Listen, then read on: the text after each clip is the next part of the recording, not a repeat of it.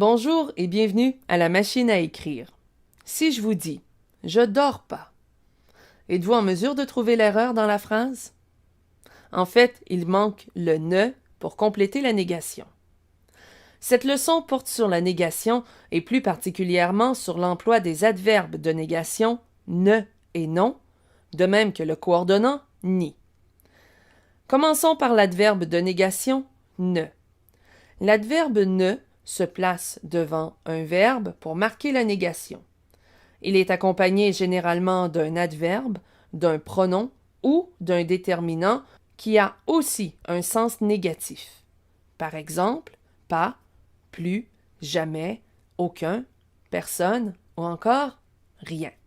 Le ne peut être remplacé par un n' devant des verbes qui commencent par une voyelle ou un h muet. Observons les phrases suivantes. Je ne suis pas l'étudiant le plus bête de la classe. Cette phrase est l'utilisation classique de ne et de pas. Ils n'iront jamais sur la Lune. Cette phrase est une illustration de l'emploi du n' à la place de ne. Il arrive que le ne soit employé seul dans certaines phrases, surtout dans des proverbes tels que « qui ne dit mot consent » ou encore « qu'à cela ne tienne ». Pour certains verbes, comme par exemple savoir, cesser, oser, pouvoir et avoir, le ne est accompagné de que et d'un verbe à l'infinitif. Cette formulation est appelée une phrase négative. Voici quelques exemples. Elle ne sait que dire. Il n'a que faire de vos conseils. Portons notre attention maintenant sur l'adverbe de négation « non ». L'adverbe « non » peut être utilisé dans une variété de circonstances. Par exemple, en guise de réponse à une question.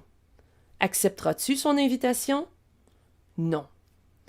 Au début d'une phrase négative, non, je n'accepterai pas son invitation. Avec un adjectif, ce coup sous la ceinture est non conforme au règlement. Avec un pronom, vous êtes invité, mais non eux.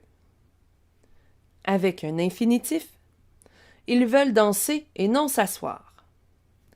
Comme préfixe d'un nom, toujours accompagné d'un trait d'union, on retrouve parmi les victimes des non-combattants.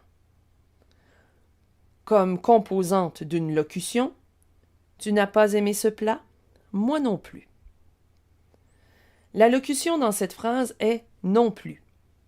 En voici une autre. Elle est non seulement habile, mais très expérimentée. La locution dans cette phrase est non seulement, mais. Et enfin, l'adverbe non peut être aussi un nom, comme dans la phrase suivante.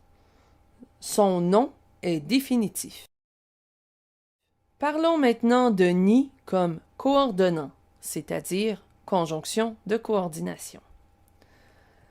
Le ni, conjonction de coordination, a une valeur négative. Il est le contraire de la conjonction et employée dans les phrases affirmatives.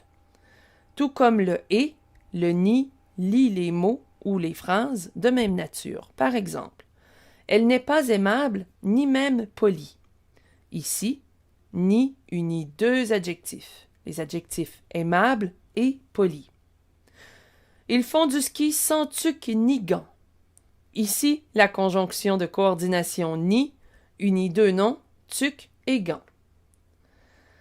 La conjonction ni fait aussi partie de la locution populaire ni l'un ni l'autre. Par exemple, ils ne sont arrivés ni l'un ni l'autre, ou encore ni l'un ni l'autre ne peuvent aller au cinéma.